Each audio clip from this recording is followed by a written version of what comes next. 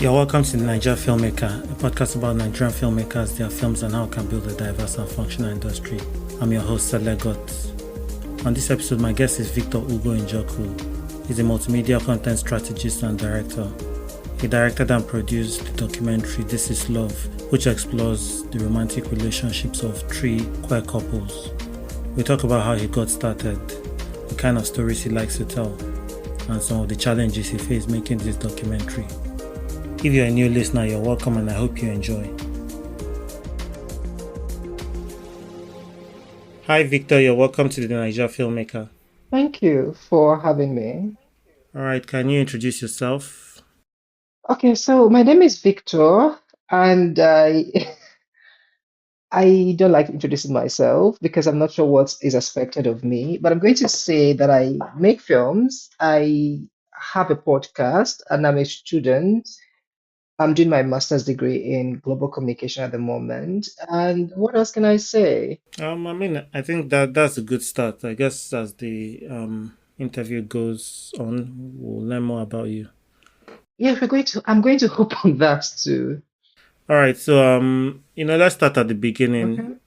Okay. Everybody has that spark that pretty much pushes them. Okay, this is making films is something I want to do. For you, when did you realize you were interested in making films? What was your first experience, interacting with this industry? So I think the first experience was, or the first time I thought this was possible was my first time on a movie set, right? And I know this sounds ridiculous because most people who want to make film talk about the arts angle of things and how they wanted to pursue creativity and all of that.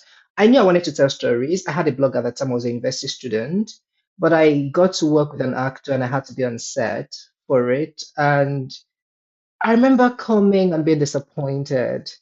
I just thought this could have been better organized. A lot of things didn't seem well thought out, and I could do a better job. And I Yeah, remember thinking, whose job is it to make all of this work? And that's the first time I remember trying to think about what exactly all these titles you see at the end of films are. I watch film a lot, and I watched a lot as a kid. So you hear about these titles, but you never really think about what exactly does it mean in practice. I remember trying to figure out whose job would it have been to be able to make sure that things were seamless on this set. And that's when I started getting interested. So I started thinking, okay, maybe I could actually be a film producer because in my head, all you're supposed to do is pull things, resource, maybe production manager, something along the lines of just being able to I think I approach it more like it's an event where you just manage people, make sure these things move accordingly. But also, the thing about also being on that set was also, it's made me, first of all, understand how making film work, in spite of all the chaos I discovered within the time I was there, and also made me yeah, realize how big a medium film is. And you think again for someone who watches movie, I would have known. And I was studying mass communication at the time. So you'd think I should know, but I mean, I think I knew in on paper, but just being on this set made me realize the value and the worth and the size of what it is. And I remember thinking about some of the stories I had on my blog and how it would have been so much better if they were on picture. That was the first time I thought, okay, I would want to be a filmmaker, right? But you don't, again, I was studying mass communication. I want to finish my degree, get a job, and all of that. So it became something I just thought about and never really took any steps. How do we achieve all of this? Upwards, I finished my yeah, university graduation. And I remember at the time I started trying to now see how I could still have my 9 to 5 and still do this film thing on the side. But basically, that's how the journey started. That's for me, that's the first time. And eventually, after my studies, I also began to get more interested in a lot of other things, like topics around representation. I don't think it was after my study, it was around my time of my program studying mass comm. My research also was on, my bachelor research was on representation, or rather, was it represent? It's not so much as representation as it's portrayal, but basically it's something around the topic. And I think that's also what started helping me to try to understand the kind of films I wanted to make. I think I wanted to make films that kind of highlight or portray people who are minority groups and yeah. also create better portrayal of certain other people. But yes, so it is also learning about portrayal, understanding all of this, and that's how the journey started. I could say that, yeah. Okay. And this first film set that you are on, what role were you tasked with, and how was that like watching everybody? I was just an assistant to one of the actors. So as a personal assistant, you're supposed to um let him know or the actor know when he's dead on set, for instance. Made sure I got the Yeah, costumes before on time so he could change and then return the costume when he's done. Basically, whatever he needed on the set was what I was tasked to help do. But also, so it wasn't much of a big deal. I didn't have any creative contribution to make. I just had to also read the script and help him remember which script, like when they say it's scene, whatever, and being able to say this is what you expect in case he had forgotten what he was supposed to do. And then when he needed the script, I wanted to make sure it was available, stuff like that. So it was not any creative work, so to say. I was just there as an assistant, but of course, just being in the process, she also seen how other people were working. I remember I noticed a continuity error that I wasn't trying to notice. And then I also realized, oh, well, who am I supposed to tell? Because you know how Nigerians are. When you I actually didn't like the committee of the job. I can't say anything about the job, but I remember came up as a rude person. I think I had wanted to speak to him about something I noticed, and he was rude, and I didn't point it out. yeah, But yeah, in that, just being in that set, I could see that the continuity could have done a better job. I could see that there was no. I mean, I think theoretically there was a plan of which scene comes after, but there were also times after a scene has been shot, nobody knows the next scene. It's like they had to talk about which scene is going to. It's like almost a random selection of scenes. Or I remember there yeah, was a particular day we'd gone to a particular set, and all of a sudden they said we are no longer going to shoot here. We have to do another scene first. We have to move from that set to the other. And I kept on thinking, whose job was it to make this thing not be like this? Again, I understand now. I understand because I've also worked closely and talked with more. I know a lot of things could come up. At that time, I didn't have the grace to understand all of it, but I remember just being off put by it and also thinking because nobody seemed to be taking responsibility. It's just okay. We hear that everybody's grumbling, right? Nobody even knows the reason the change has been made, but you just have to show up where you expected to show yeah, up. And even that for me is a problem because I'm also thinking if you make such changes, the least you could do is communicate it so that everybody on the set can say we are moving from this set to another set because maybe we realize the lighting is not going to work, or maybe we realize that there was a whatever could be the reason. But that was also part of things that I thought for someone who likes to plan things and who is very orderly, it was just not something I could wrap my head around. But I was just there on the set as an yeah, assistant, and I couldn't do much because you couldn't also give feedback because a lot of people were seeing me for the first time. They didn't know me. Whatever I thought was something I couldn't express. yeah. Okay, and you mentioned that you have gone on to work on other films such as Yahoo Plus and Uno. Yes, so for Yahoo Plus, I because the person who directed and produced and wrote for Yahoo Plus, someone I've known my entire life. I had to read the script first of all before even anything started. We worked on the script. I mean, no, I didn't work. I just was giving feedback. I do a lot of I talk a lot, so I was giving feedback. And then the film started. Yeah, I was supposed to be on the set of it, but I couldn't be on the set because I had this course I was taking at the time that wouldn't allow me to do that. Then I came in eventually to supervise um, the subtitle, right? And that was my yeah, first time being on seeing how post-production works. I actually slept on the studio for a few days and I couldn't. hmm, It was very, again, it's like seeing these things on a different set is a different ball game. Post-production is a different ball game altogether. Now, but also you realize how it works, right? You have to watch this film again and again. And for a film, I've seen the script, and that was my first time seeing the cuts and seeing what it looks like. And I was thinking, I don't know what I was thinking, but I was thinking everything was going to be done serially, scene by scene. But that's not even how the post production, the at least that's not the experience I had. So it was a different experience just observing things. But yes, I mostly did supervise the subtitle, being sure that everything was well interpreted because a lot of the conversation happened in Igbo and Pidgin. And also not because we Yeah. had to also factor in how to make sure the translation was done not just so that you hear the words and it's English, but also in such a way that it makes sense in an English context for someone who doesn't understand Igbo for them to understand the sentences and the paragraphs. And I know I was attached to do Yeah. that work because one of the things I do a lot when people who know me personally, I complain a lot about subtitles in Nollywood films. It is a lot of times you Mm. see films where they just do a literal translation where this doesn't make sense when you think about the fact that it's an English sentence. It doesn't make sense that you translate this literally. There are things, of course, that has to be translated just literally, but there are things that you have to maybe use the right substitutes, English proverbs or idioms as opposed to doing a literal translation. I always ranted about it. So I think that was, I'm sure that's why he asked me to supervise so we can avoid some of those and also realize for the first time, again, when you do things, you also begin to give people more grace because it's like, this is not as simple as I thought it was because now you have to think about it. There were word sentences that we have to really deliberate on a few times to know what works. And then you suddenly realize you don't even know how to Yeah. speak English because you're no longer sure if it's a plural, you're no longer sure how Concord works and all of that.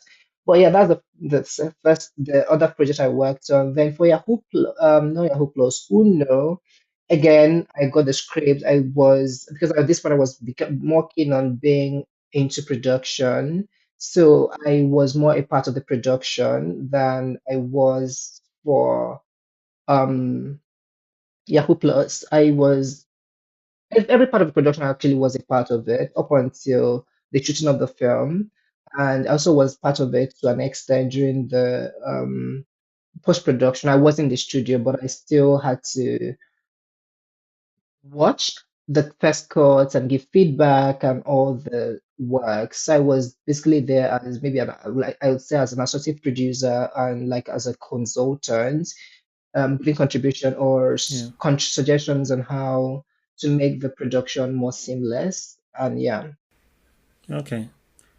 So from these experiences, like, what do you prefer? Do you prefer being on set or in post production? Like working in post I production? would say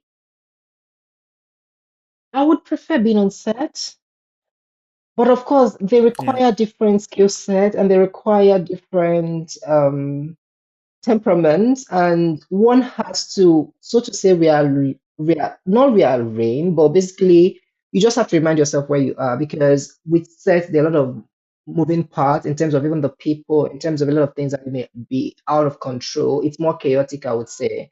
But I also think I like the idea of just working with people. I enjoy it and just seeing how this plan you've mapped out about how this production is going to work is actually working. And of course, there are a lot of unplanned things that come up, and but you still able to put some structure in place to make sure that we avoid as much unplanned things happening. And but for the post production part is more, I think it's more creative, which again, it's also more to an extent boring or not boring but repetitive because if you're going to watch whatever film you're working on several times, if it's and even though you've made an interesting film, I don't think, I think at some point you get bored because you've seen this scene 10 times, you've seen it 15 times, and you're just looking for the Yeah. one thing or trying to think about how to make the scene better. And you're doing a lot of conversation with other people on the project. And so it could become a little bit repetitive in a way that could bore someone. And it's a slower paced work as opposed to production where there are a lot of quick movement and people doing things. Yeah, so I think I would prefer production. And also for me at this point, I still because I'm still very new to things, I'm still trying to figure out things. it still feels a little more Yeah. technical than what I could easily handle without having to really think about it. You know what I mean? Mm. Okay. This project, this your new film, This Is Yeah. Love. Can you give us a quick synopsis about what the documentary is about? So This Is Love is a documentary film that explores LGBTQ plus romantic relationships in Nigeria. And this is done by looking at the lives of three LGBTQ plus couples in Nigeria. And we're fortunate to have a gay couple, a lesbian couple, and a couple consists of a trans man and a woman. So it is, which Yeah. I think to an extent gives us a full idea of not necessarily all the spectrums, but it's expansive in itself. And I think like the woman dating this trans man was has also been is a person that has been with men. So I wouldn't go as far as saying he's that she's bisexual Yeah. because that was not communicated to me. But it also gives perspective because we all talk about at least there you hear people say that sexuality is a spectrum, which I think it is, and how people all of a sudden believe in a straight life, suddenly realize that maybe they might not be very straight, or how people who have been gay suddenly realize maybe they actually might be into women, and how someone who lived their life as a cis person suddenly think or realize that they may be transsexual. So it's not always a constant. So being that we're able to have people with different experiences, like one of the lesbian couple has also been with men before, and also identifies as a sexual, as she said in the documentary. So I like the fact that we are able to get different people with different experiences. But altogether, this is a film about LGBTQ plus romantic relationships in Nigeria and how people who are in this community navigate such relationships in spite of the fact that it's a country where um, gay right is stifled and people could be in jail for being in such relationships. I mean, it's more complex than that, but yeah. Yeah. Okay. So let's talk about your process, as you were preparing to make this documentary. So at what point did you, realize, okay, this is the documentary I wanted to make, and how did you go about finding, the vessels, the characters that will carry this documentary? So how did I, for me, at some point when I said I was going to really try my hands in filmmaking, it was important for me that the first film was going to be a queer film. However, for the longest of time, I also was very sure I didn't want to make another sad queer film. And why it was important for me to make a queer film? It's as simple as the fact that growing up in Nigeria as an effeminate person, even before you get a chance to identify yourself, people would identify you as a gay person. And the implication of that is that you Yeah. get treated as the way people treat gay people with basically you bear the brunt of Nigeria homophobia in the way people treat you. People are not going to give you jobs, and people are not going to want to work with you on certain projects. People are going to say very mean things. People are going to try to bully you. People are going to bully you. It's not just a trying. People are going to try to hurt you in so many ways. And I have lived in some ways, some of these examples. I remember the first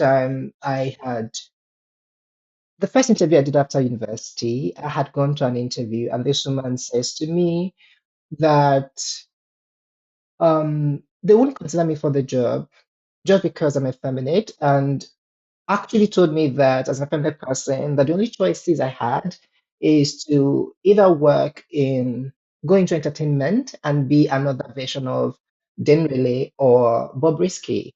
And this is you, just think Mm. about it, you're just out of university.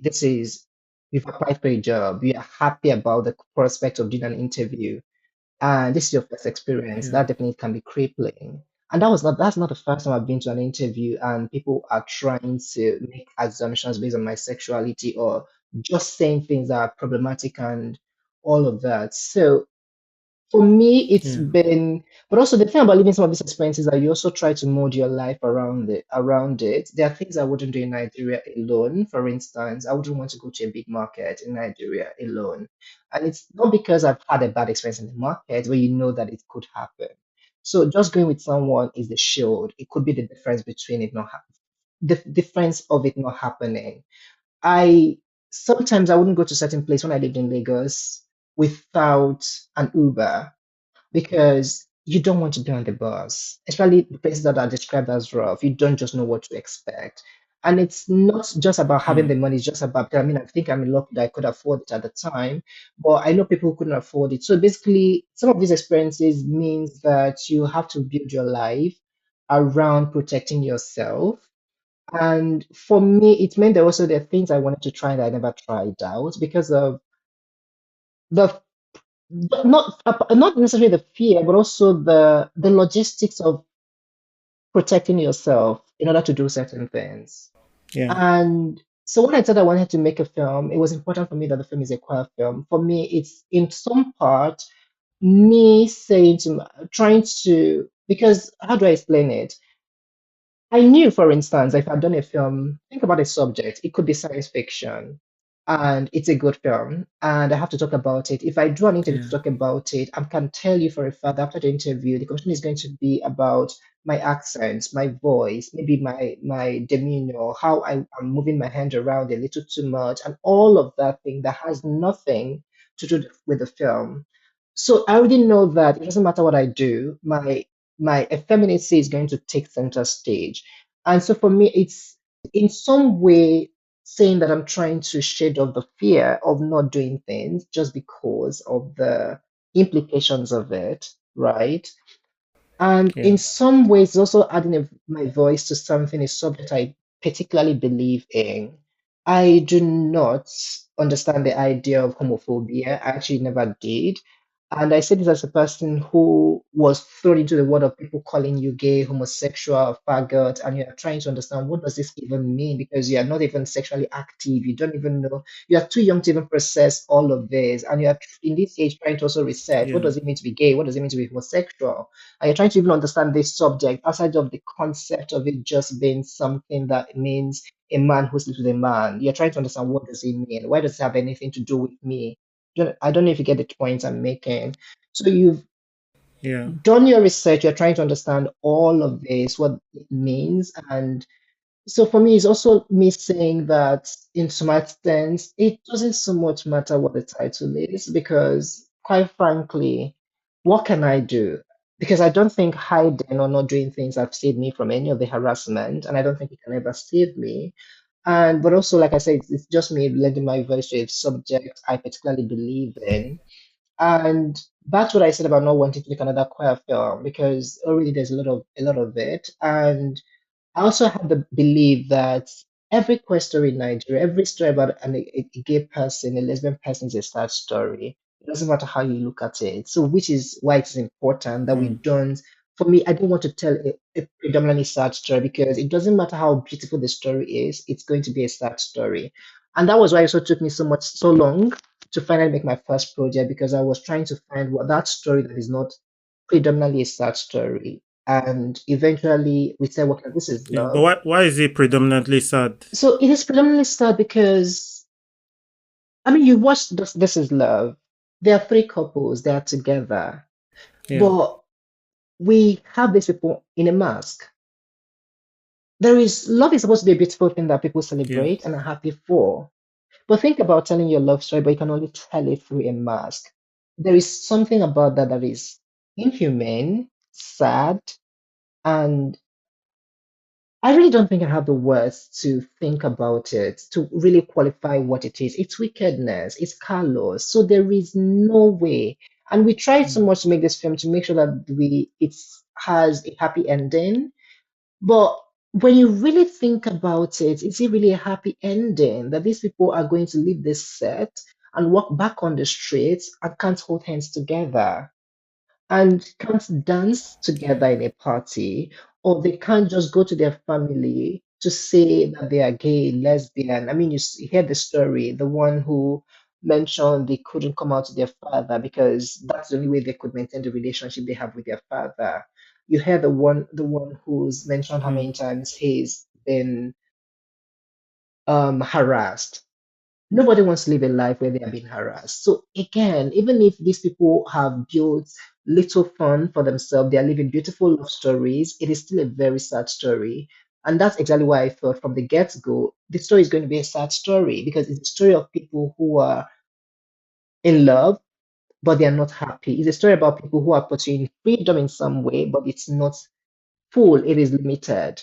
So for me, from the get-go, it was important that it Yeah. was not going to be my first film. Again, there is room for all of these queer stories, regardless of how sad they are. But for me, particularly, I wanted to find a story that it's not just another heartbreaking thing, but something that could also give people some layer of hope in the fact that yes, it's hard, but there's someone doing it. Maybe I could find a little patch of happiness as a gay person, as a lesbian person, as a trans person in Nigeria, in spite of all of the hardness. But yes, it is a sad story, and there is Hmm. nothing anybody could do to make it less a sad story until queer people can be queer, lesbian people can be lesbian. I like to see LGBTQ plus people can really live a full life where they don't have to hide, where they don't have to take on other identities. Yes.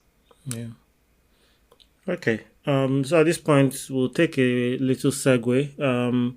Can you mention three random facts about yourself? Three random facts about myself. How much of a fact are we looking at? What kind of facts are we looking at? Can you give me an example?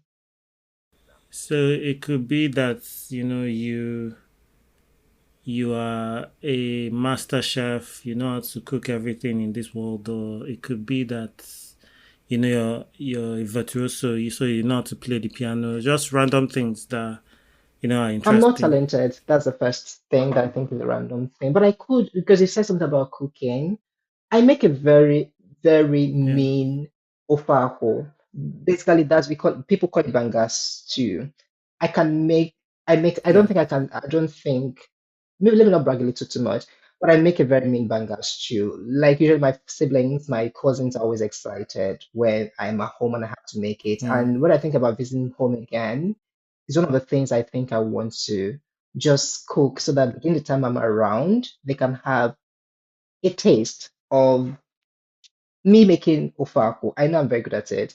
And then one other random Yeah. fact is, uh, people, I think it depends on who you meet. A lot of people, I don't know how to explain it, but people I went to school with would swear to you that I'm the most extroverted person in this life. But anybody that meets me outside of school context would tell them if introverted. I don't know, I cannot tell you how that came about, but it's always very interesting to Yeah. hear people from different parts of my life trying to make sense of how someone could think that basically you just have people like if I introduce my friends now from school and someone I met from work and the way they would describe the person at work would understand some of the things the person at school would say. And I cannot explain because I don't think I'm different anywhere. It's just that somehow in school I tend to Yeah. be a little more extroverted than I am outside of other places. But I think the point is I'm good at school. So there's no concern for me about I'm not second guessing. Every other place, sometimes I second guess myself in little doses. But Yeah. yeah, Okay. What's the story behind how you became quite good at making a faku? I don't know. I learned cooking from my mother, by the way, and I think it just happened that they think I'm good at it, and I think I believed it, and yeah. But I learned to cook from my mother, so I would say I use her recipe. So maybe because my mother is good at it too. But I just said that because I generally like cook Yeah. better soup than I make stew. I make very good soup generally. Mm. I make good stews, but I make better soup than I make stew. So, but ofak is also like more difficult to make. So I think the harder the food is to make, the better I cook it. So like think about something like bitter Yeah. leaf soup. I'll make a better bitter leaf soup than I'll make obono soup because obono is very simple. Just blend the obono, you're done. But bitter leaf, you have to pound the Mm. the the cocoyam. And the fact, so for me, when it's take me a lot of work, I have to make it worth it because I'm a lazy person. So if I'm going to sweat in this kitchen, pounding apple, which is palm kernel, or pounding cocoyam, it has to be good, please. That's the least I could do to show off that I really put in the work. Yeah. Okay. All right. So with This Is Love, did you go into production thinking you were making a certain type of documentary, and how great was that change in terms of what you finally made?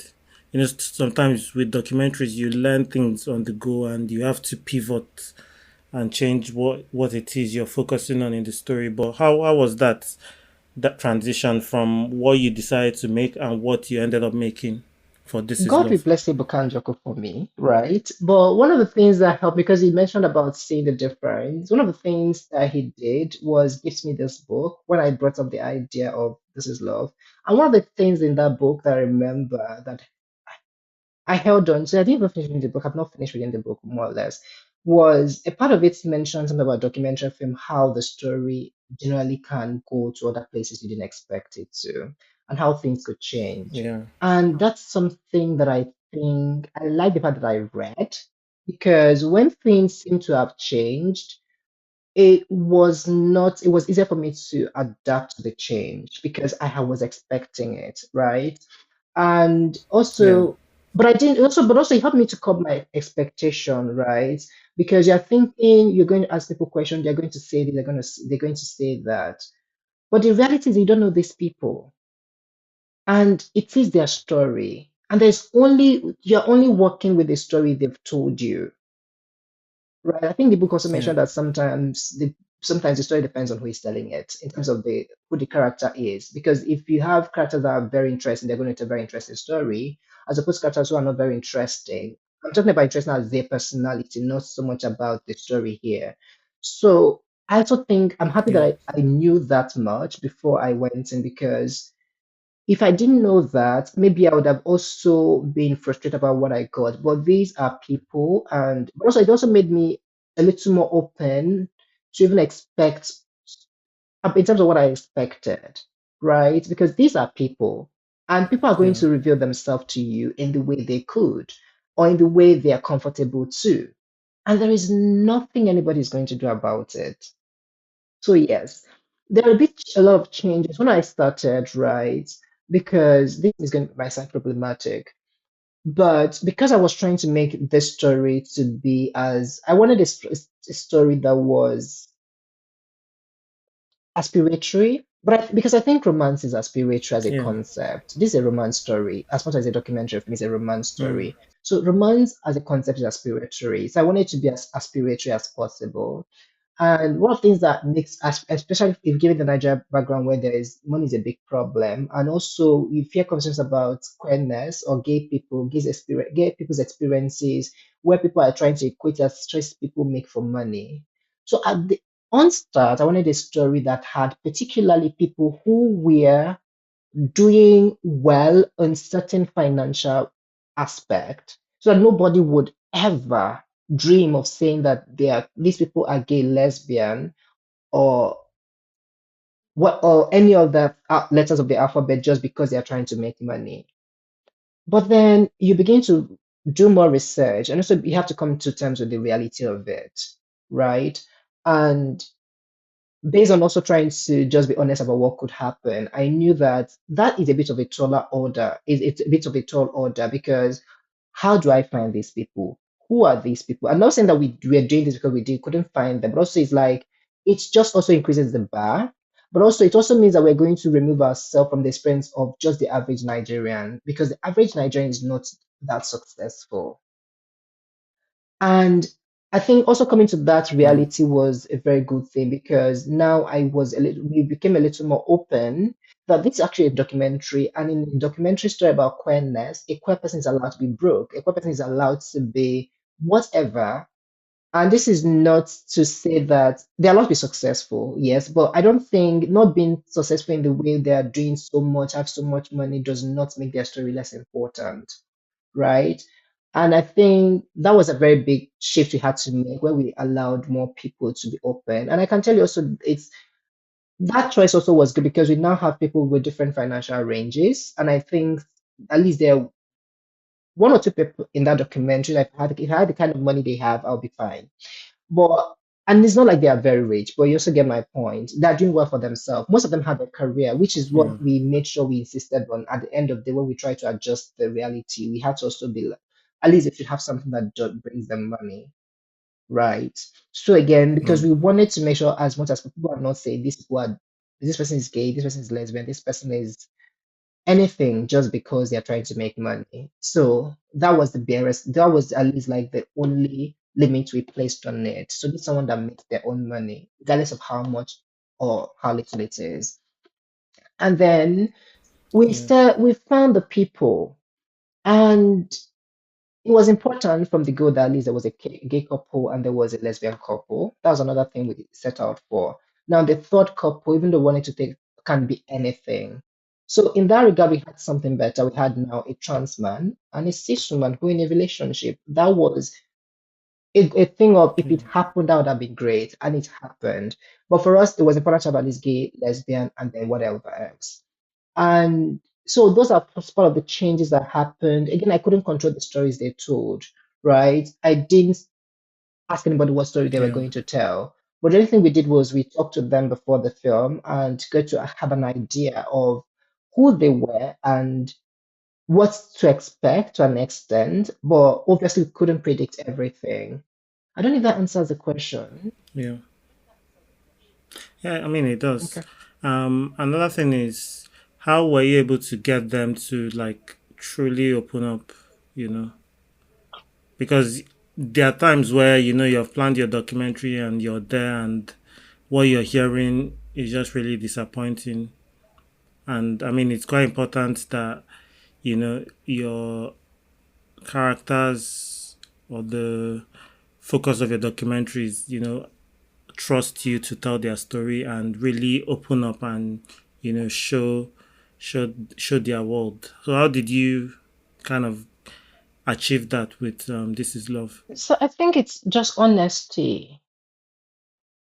I That sounds a little too simplistic, but when we met the people that were supposed to be on the project, I think we were honest with them. And one of the things we did, because we understood the nature of the documentary, everybody on the documentary signed an NDA. And the reason we signed it, we also had to explain Mm, it. We trust your partner, we trust your partner. But we also want to make sure that even if anything goes wrong, your partner is still held bound to not reveal your identity, which is one of the reasons they had to sign the yeah, NDA. So the NDA was just not just to protect them, but not just protect them as a couple, but to protect them as individuals. And we make sure we clarify that, and that's part of the contract. And hopefully, if God forbid they break up, hopefully nobody is going to try to go against it. But the idea was to make sure that yeah, everybody feels protected as individuals and as a couple. And we explain this is important for you to do this, right? And thankfully, they bought into it. But also, beyond even having that written agreement where we clarify why it is important to do this, it's also the fact that we explain the idea what is what we're trying to do. This is why we need you as a person to come on board. And then what is comfortable for you? What would you want us to talk about? So even some of the scene build up was a conversation that we had with these people about the things they wanted to do. Again, we had limited, we would have done a lot more things if we didn't have to consider the fact that shooting on the streets of Lagos is a lot of risk. And that was a risk yeah, I was particularly not willing to take. I don't think, as much as I think we have a very important story, the safety of the six people whose stories we've told is more important than the story. I was not going to take any yeah, chance that is going to put someone at risk, not even at the risk of, not even the risk of being bullied. Let's more a risk of actually being mm, attacked. So we wanted to shoot things in public and we discussed it. But the reality we had to also talk about, these are the risks involved and how much of it are you willing to take? And particularly for the couple that wasn't wearing masks, because I knew it was a big risk and we had to discuss all of it. and get an idea. This is what we are trying to make. So based on the ideas we've gotten from them, this is how we are going to make it work. And another thing was at the start, which I think also even answers some of the question, the last question you asked, we wanted to shoot in their houses because we thought that was going to be more comfortable for everybody because it's going to be a safe Yeah. space. But back to us talking to them as people who have agency and who have the right to say no or yes. When we brought up the idea, the first couple we spoke to said they won't do that because they are not comfortable with strangers coming to their house, particularly because they are women. And yes, it's a valid Hmm. concern because you don't know what the strangers are capable of doing, even though we expect them to be professional after the production has been done. So we're like, that's another good Yeah.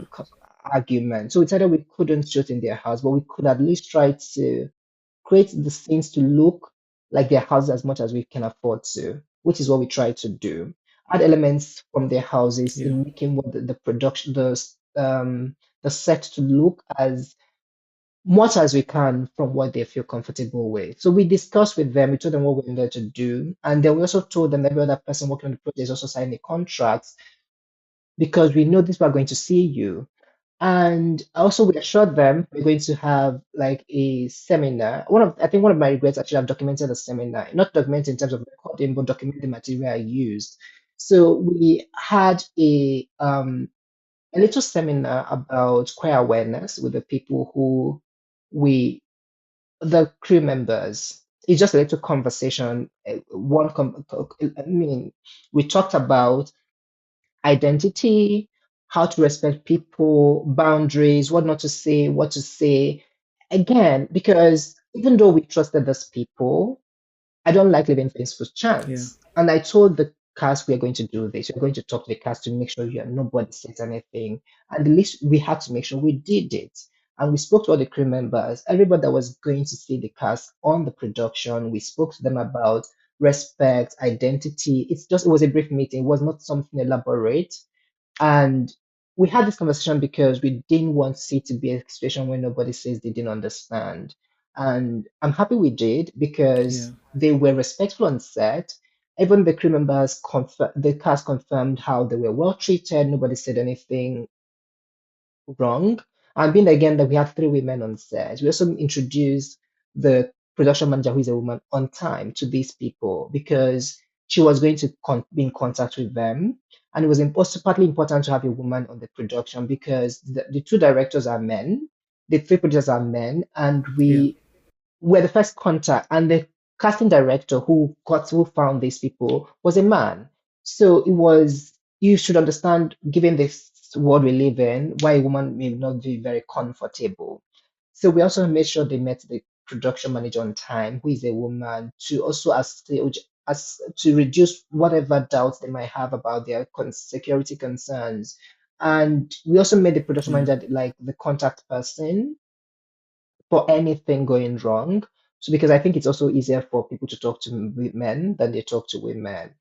And I think that's part of the things we Yeah. did to build trust. Do you know one of the cast eventually called me class captain because of how I was going on and Hmm. on and on and on. And I think at the point it also made me realize that maybe I should calm down. But I think it was proof that I was doing something that was trying to really show that I cared because class captain is like basically saying, yeah, maybe you're doing too much. He meant it as a joke, but I think I got it too. And I think it's part of the signs that we really tried to respect them. And yeah, Yeah. I mean, well done on creating a safe space for you know your contributors to be themselves. So I'll ask, what's the plan with the distribution? Is it available to watch? Did you submit it to festivals? yes, we submitted to some festivals. We didn't have as much success as we expected, but we were at a few festivals. We won an award in a festival in Brazil, and we Yeah. are live on a streaming platform called Guide Doc. Guide has to guide someone, and then Doc as short for documentary written together. And it's a documentary only streaming service it's available everywhere in the world, so anybody could watch in Nigeria, in the UK, in Germany, or wherever in the world the person is. Yeah, but it's also like a very Yeah. a small streaming platform. But at some point, I think we might have to make it available on YouTube because for me, it's also very important that it is something that every Nigerians could easily access. And so there's also plan about Yeah. making that work at some point. Hmm. Okay. Yeah, at this point, I want you to share a film, like your favorite film, whether it's film or series. I, Which film has a special place in your heart? you won't believe the film I'm going to share, but I'm going to share it anyway. One of my favorite films is why am I forgetting the name? Pretty Woman. Pretty Woman. I need to watch. Have I watched it this year? I used to watch. I think for a while I watched it almost every year, at least once. I stopped, but Yeah. I went back to it. I think I've watched it at least once this year too. I don't know. And then there is Devil Wears Prada. Also, I'm a big fan of Devil Wears Prada. I also one of those movies I watch a lot, like almost yearly, tradition kind of thing. And for the first time last year, I saw this series. It's an old series from 1980 something. It's called The Golden Girls. And I tell you what, that's one of the best I've seen on TV. Again, because I remember seeing someone talk about how the continuity is flopped and all of that. Like every film, it has its series has its problems, but I Yeah. love the series a little too much. Also, it's like it brings me comfort. Actually, I was telling a friend recently, if someone is going to like This Is Love the way I love Golden Girls, I'll feel like I've succeeded in life because there was a time in my life last year I was going through a tough time. I couldn't sleep. It sounds like a miracle, but I was not sure what to do. So this day I played Golden Girls. I was able to sleep.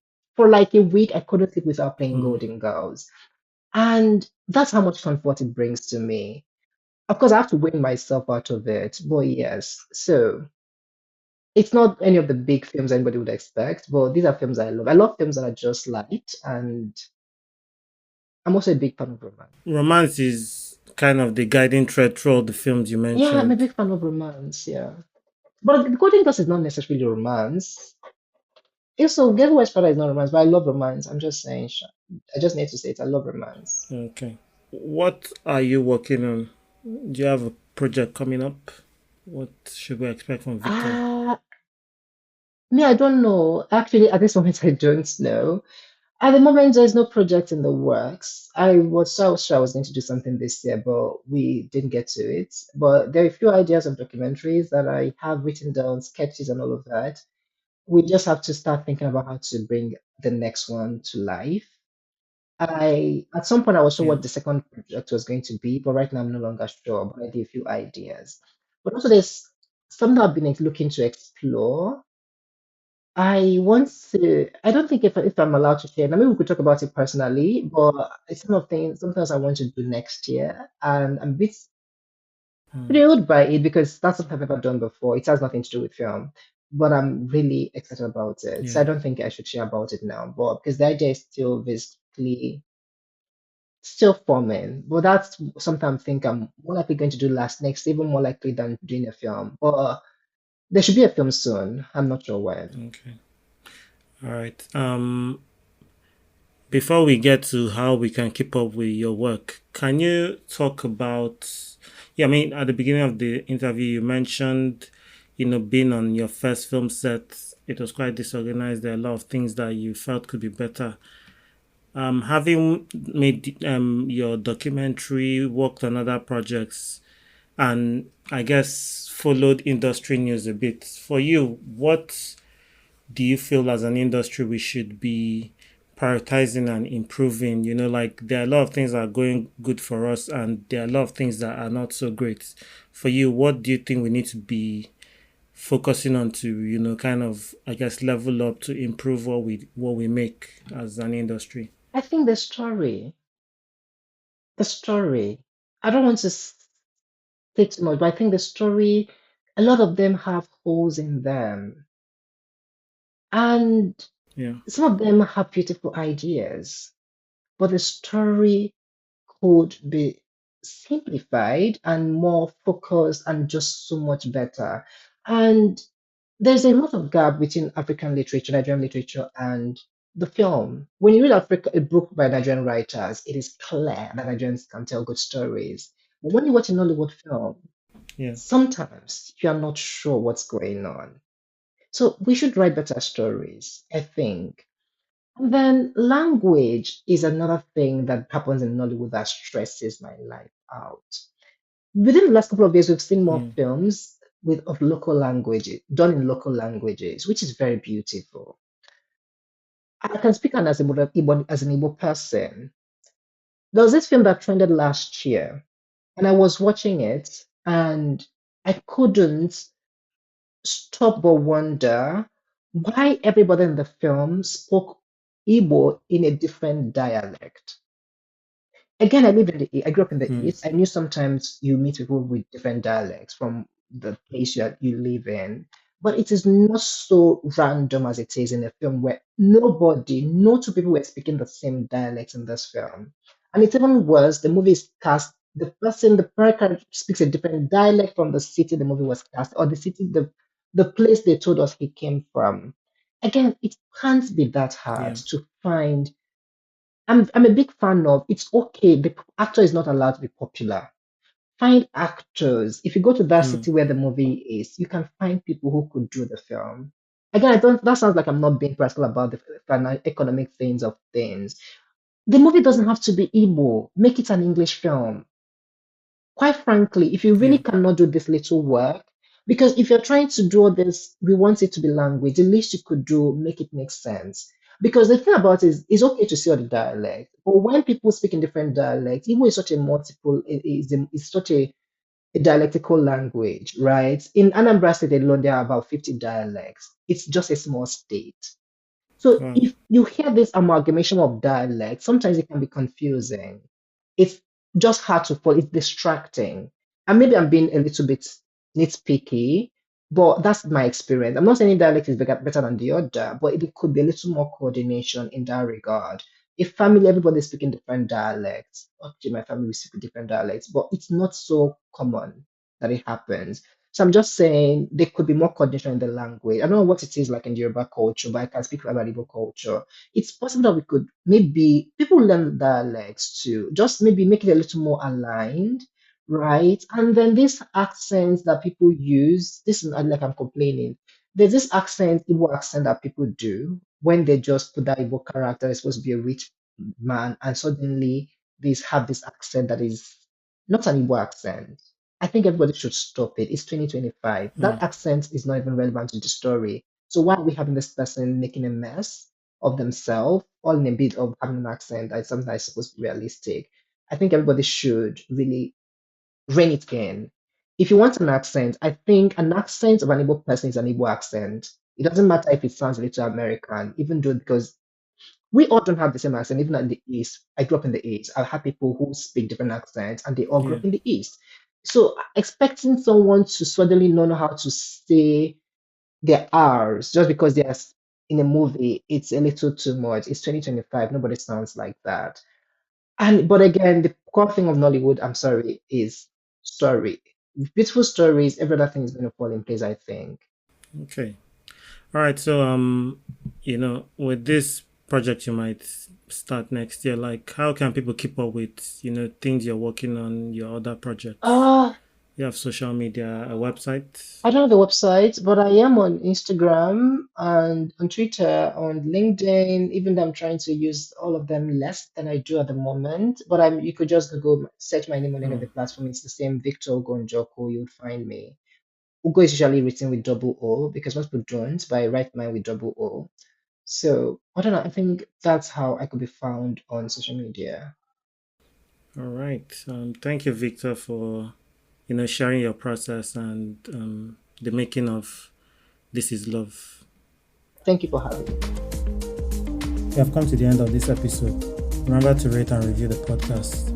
You can also follow me on Instagram, Facebook, and X at Senegal Film and the podcast at Naija Film Pod. You can now support the podcast by clicking on the link in the show notes. See you on the next episode. Have a good one.